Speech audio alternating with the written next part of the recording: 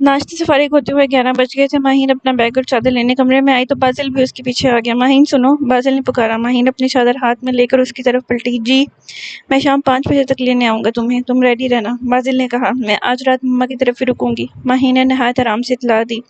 क्यों माहीन, वहाँ क्यों रुकोगी तुम? बाजिल बेचैन ही हो गया था कि अब ये कोई नई कहानी न शुरू कर दे। कल वापस आ जाऊंगी, माहीन ने कहा। कोई जरूरत नहीं है, मैं 5 बजे आऊंगा तुम्हें लेने और तुम मेरे साथ ही वापस आओगी। बाजिल जितना उसकी कुर्बत के लिए मर रहा था, माहीन उतना ही उसको तड़पा रही थी।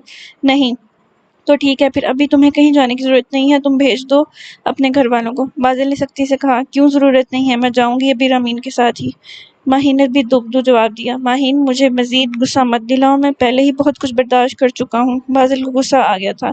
क्या मैंने कुछ बर्दाश्त नहीं किया? माहीन ने जब से पूछा। माहीन, क्या कर रही हो, कितना टाइम लगेगा, गाड़ी में सब तुम्हारा वेट कर रहे हैं।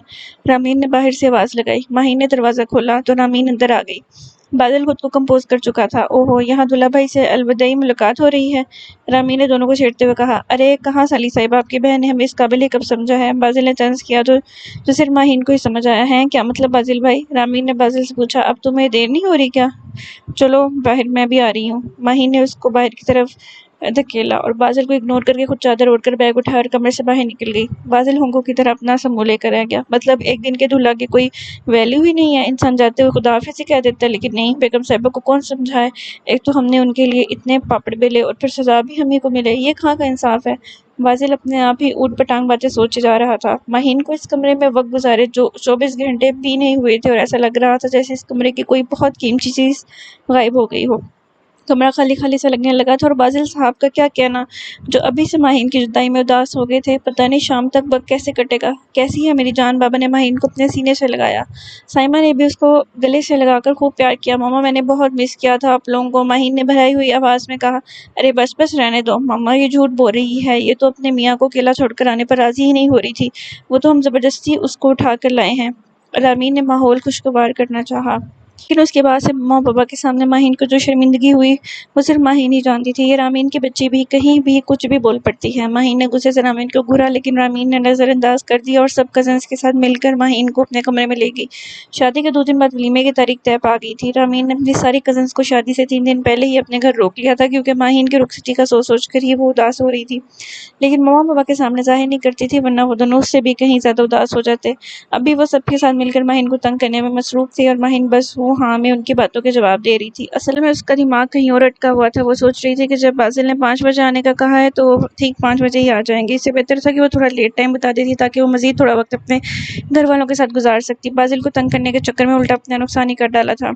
5:15 का वक्त था जब नसीबा ने बाजिल के आने की इतला दी। साइमा ने माहीन को तैयार होने के लिए भेज दिया। जब तक बाजिल रामीन लोगों के साथ बैठकर गपशप करने लगा, 15 मिनट में माहीन तैयार होकर आई तो उसको देखकर बाजिल के जज्बात फिर से डोलने लगे थे। नेवी ब्लू कलर के जॉर्जेट के सूट में सिल्वर मोतियों का काम बना हुआ था, जो माहीन की गोरी रंगत पर बहुत खूबसूरत लग रहा था। दुपट्टा सर पे लिया हुआ था और चंद लटे चेहरे के गिर्द झूल रही थी।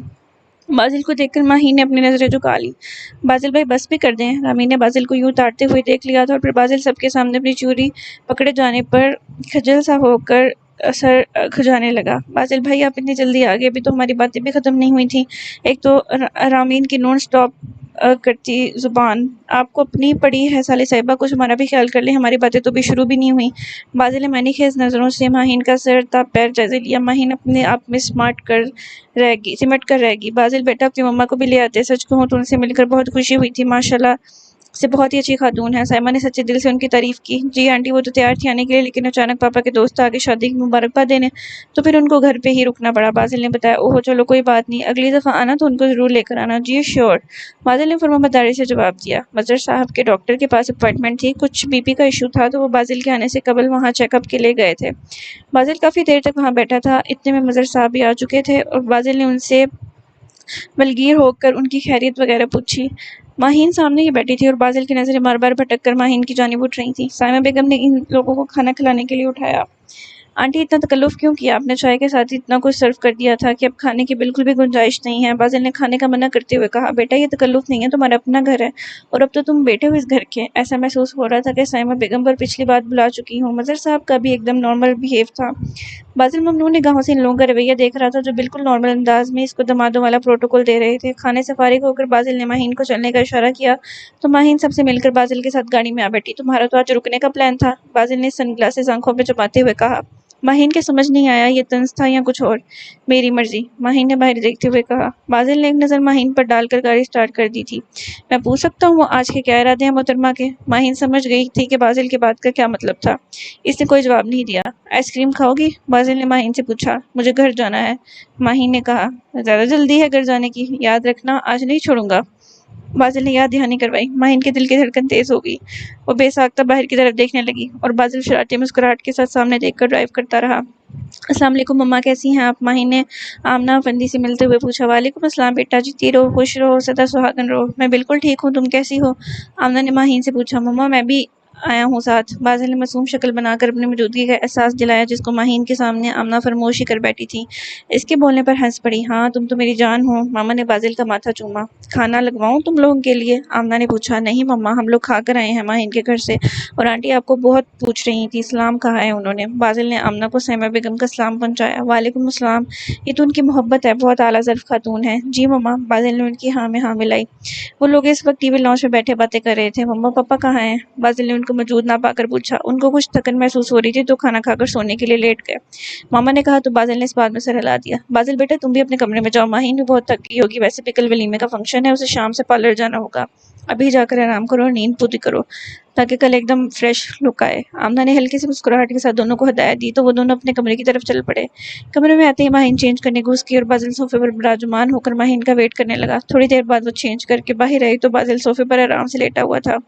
उठे, यहाँ से मुझे सोना है, माहीन ने कहा। तो अपनी जगह पर जाकर सो जाओ, बाजिल ने लेटे लेटे जवाब दिया। ये मेरी जगह ही है, माहीन ने याद दहानी करवाई। आपकी जगह वो है बेगम साहिबा, बाजिल ने बेड की तरफ इशारा करते हुए कहा। आप यहाँ से उठ रहे हैं या नहीं? माहीन तप चुकी थी। नहीं, बाजिल ने मजे से कहते हुए मजीद टांगे फैला ली।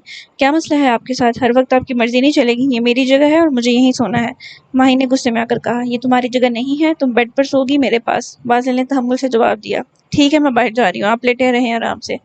माहीन पैर पटक कर से बाहर जाने लगी कि अचानक बाजिल ने खड़े होकर उसका हाथ पकड़ लिया। उफ़ो माहीन, क्या हो गया है? बाहर जाकर तमाशा बनवाओगी क्या? बाजिल ने उसको रोका, मुबादा वो बाहर ना निकल जाए। इसके उठते ही माही ने सोफे पर लेटकर सर तक चादर तान ली। उफ, ये लड़की इतनी भी मासूम नहीं है जितना मैं समझता था। बादल इसकी होशियारी पर मुस्कुरा दिया।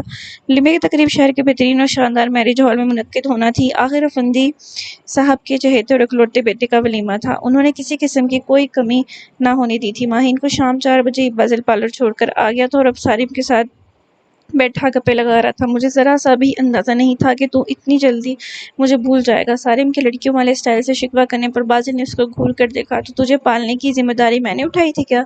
बाजिल ने तब कर कहा। तो तेरे साथ मिलकर भाभी को अगवा करने का ठेका मैंने लेकर रखा था क्या? सारिम ने भी दुबदू जवाब दिया।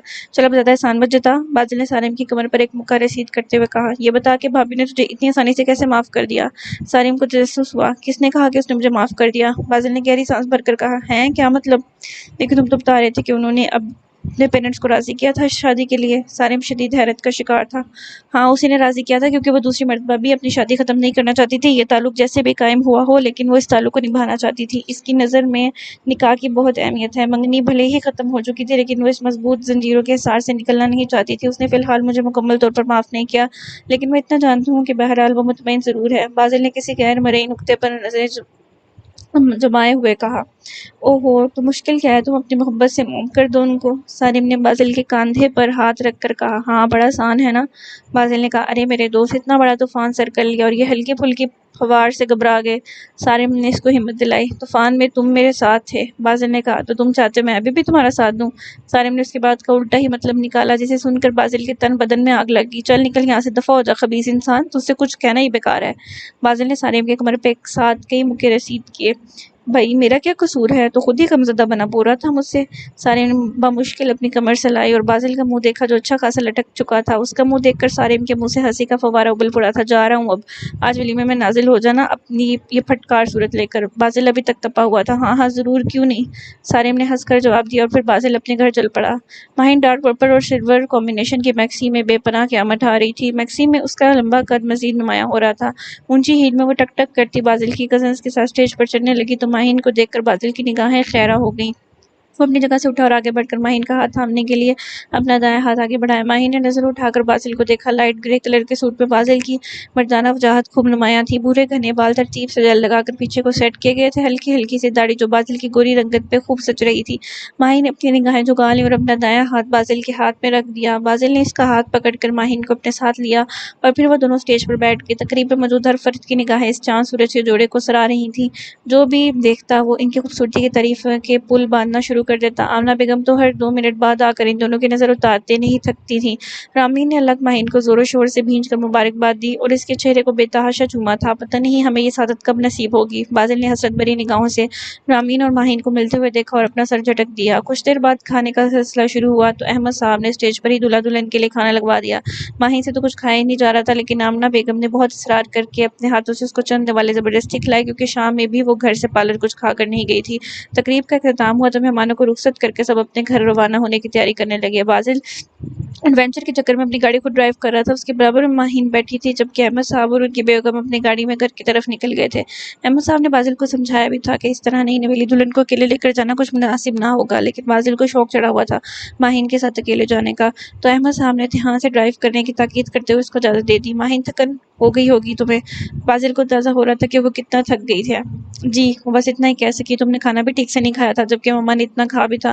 میں نے کھا لیا تھا، ماہین نے آہستگی سے جواب دیا۔ وہ دونوں ہاتھ اپنی گود میں رکھے بیٹھی تھی۔ باسل نے اس سے کوئی بات کیے بغیر ماہین کا دایاں ہاتھ اٹھا کر اپنی گود میں رکھ لیا اور اس کا ہاتھ پکڑ کر سیدھے ہاتھ سے ڈرائیو کرتا رہا۔ ماہین نے مزاحمت کی کوشش کی، لیکن باسل کی گرفت سخت تھی۔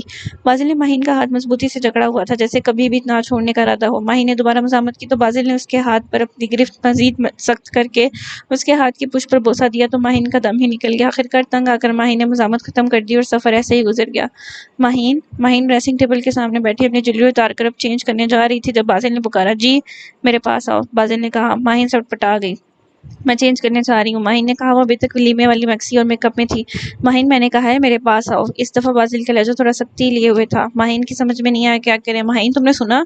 ماہین ننھے ننھے قدم اٹھاتی بیڈ پر باسل کی سمت چل دی۔ بیڈ کے پاس پہنچی تو باسل نے اس کا ہاتھ پکڑ کر اس کو اپنے قریب بٹھا لیا۔ کب تک ناراض رہنے کا پروگرام ہے؟ باسل نے تھوڑی پکڑ کے اس کے جھکے چہرے کو اوپر اٹھایا۔ ناراض نہیں ہوں میں، ماہین نے روٹھے لہجے میں جواب دیا۔ ناراض نہیں ہو تو خامخواہ اتنا فاصلہ کیا ہوا ہے میرے اور اپنے درمیان؟ باسل نے محبت سے اس کے چہرے کی طرف دیکھتے ہوئے کہا۔ ماہین نے کوئی جواب نہیں دیا۔ ساری زندگی مجھے معاف نہیں کرو گی کیا؟ باسل کے نرم لہجے سے پوچھنے پر ماہین کی آنکھوں سے آنسو نکل پڑا۔ اس کے زخم تازہ ہو گئے تھے۔ تمہیں پانے کے لیے سب کیا تھا میں نے۔ مجھے پتا ہے میری یہ حرکت قابل معافی نہیں ہے، لیکن مجھے ایک موقع دو ماہین، یا پوری زندگی خود بھی اذیت میں رہو گی اور مجھے بھی خود سے دور رکھ کر اتنی بڑی سزا دو گی۔ باسل اس کو پیار سے سمجھا رہا تھا۔ آج ہی لیٹو گی تم؟ باسل نے ماہین کے آنسو پوچھتے ہوئے کہا تو ماہین ٹھٹک گئی۔ میں چینج کرنے جا رہی ہوں۔ ماہین نے فرار کی راہ اختیار کرنی چاہی۔ ہلنا بھی مت یہاں سے۔ مگر، ماہین نے کہنا چاہا۔ اگر مگر کچھ نہیں، بس کہہ دیا میں نے، باسل نے کہتے ہوئے سائڈ ٹیبل کے دراز سے ایک مخملی ڈبیا نکال کر کھولی۔ اس میں گولڈ کا ایک بہت ہی نازک اور خوبصورت نیکلس سجا ہوا تھا۔ پہنا دوں؟ باسل نے پوچھا۔ ماہین نے کوئی جواب نہیں دیا تو باسل نے وہ نیکلس نکالا اور اس کا ہک کھول کر ماہین کی گردن کی جانب لے گیا۔ ماہین جزبز ہوئی۔ باسل کی انگلیاں ماہین کی گردن سے مس ہو رہی تھیں۔ باسل کو ماہین کے چہرے پر گھبراہٹ کے واضح آثار محسوس ہو رہے تھے۔ وہ مسکرا دیا۔ دیکھو کیسا لگ رہا ہے؟ باسل نے ماہین کا رخ شیشے کی طرف کر کے پوچھا۔ بہت خوبصورت، تھینکس۔ ماہین نے دیکھا وہ نیکلس ماہین کی سراہی دار گردن پر بہت ہی زیادہ جچ رہا تھا۔ باسل کی چوائس لاجواب تھی۔ تھینکس سے کام نہیں چلنے والا، تمہیں پتہ ہے نا، عدلے کا بدلہ ہوتا ہے۔ ماہین نے ناسمجھی کے عالم میں باسل کو دیکھا۔ کیا مطلب؟ میں کیا دوں آپ کو؟ اس کا پوچھنا تھا کہ باسل نے پورے سار مسکراہٹ سے ماہین کا سر سے پیر تک جائزہ لینا شروع کر دیا۔ ماہین کے دل و دماغ میں خطرے کی گھنٹیاں بجنے لگیں۔ وہ فوراً ہی کھڑی ہوئی کہ اچانک باسل نے ماہین کا ہاتھ پکڑ کر اس کو اپنی جانب گھسیٹ لیا۔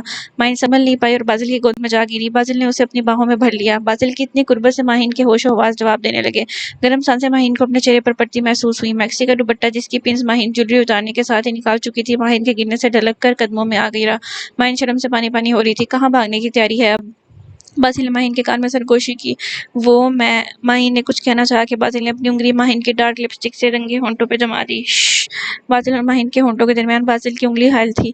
ماہین سے باسل کی طرف دیکھنا تک دشوار ہو گیا تھا۔ ماہین، میں شکر کرتا ہوں کہ میں نے صحیح وقت پر تم سے نکاح کر لیا۔ میں تمہیں کھو نہیں سکتا تھا کسی بھی قیمت پر۔ باسل نے بوجھل آواز کے ساتھ ماہین کی لرزتی پلکوں کو دیکھ کر کہا اور انگلی سے ماہین کی آنکھوں کو ہلکے ہلکے چھونے لگا۔ ماہین نے اپنی آنکھیں بند کر لیں۔ باسل کا ہاتھ آہستہ آہستہ ماہین کے چہرے پر سرایت کرتا رہا، اس کے نئے نقوش کو چھوتا رہا، کبھی آنکھیں، کبھی پلکیں، کبھی ہونٹ، کبھی گال، اور پھر ماہین کی ساری انا خوبو زیر ہونے لگی۔ باسل نے نہایت آہستگی سے ماہین کو تھام کر بیڈ پر لٹایا۔ ایک ہاتھ اس کی کمر پر رکھ کر محبت سے سرشار ہوتے ہوئے اس کے چہرے کو اپنے ہونٹوں سے چھونے لگا۔ بازل، ماہین نے کپواتے ہونٹوں سے بازل کو پکارا۔ بازل کی جان، آج اپنا آپ مجھے دے دو ماہین، میری زندگی میری سانسیں ہو تم۔ بازل نے کہا اور پھر محبت نے اپنا دامن پھیلایا تو انا کا دامن سمٹ کر رہ گیا۔ ماہین نے اس رات کو بازل کے حوالے کر دیا کیونکہ وہ بازل کی چاہت اور محبت کے آگے ہار گئی تھی۔ وہ ہمیشہ مجھ سے مجھ کو جیت جاتی ہے۔ جنگ جب بھی ہو وفا کی وہ ہنس کے جیت جاتی ہے۔ میں چلاتا رہتا ہوں تیر چاہت کے، وہ کر کے وار آنکھوں سے جیت جاتی ہے۔ روز بناتا ہوں نئی فوج لفظوں کی، وہ ہر لفظ کی تلوار توڑ جیت جاتی ہے۔ عجیب عالم ہوتا ہے لفظوں کی جنگ کا، کروا کے مجھے خاموش وہ لفظ جیت جاتی ہے۔ جیت کے جنگ وہ مجھ سے پوچھتی ہے ہر بار تمہاری جان کیسے جیت جاتی ہے۔ جنگ اختتام ہوئی، مال غنیمت میں ہوا وفا بندی، وہ خود کو ہار کے بھی سب کچھ جیت جاتی ہے۔ تو آج جو یہ ناول تھا وہ یہیں پر ختم ہوا۔ امید ہے آپ سب لوگوں کو ناول پسند آیا ہوگا۔ تو اگر آپ لوگ اس طرح کے مزید انٹرسٹنگ ناول سننا چاہتے ہیں تو چینل کو سبسکرائب کریں اور کمنٹ سیکشن میں ضرور بتائیں کہ میں نیکسٹ ناول کون سا ریڈ کروں۔ تب تک کے لیے اپنا خیال رکھیے گا بہت سارا۔ اللہ حافظ۔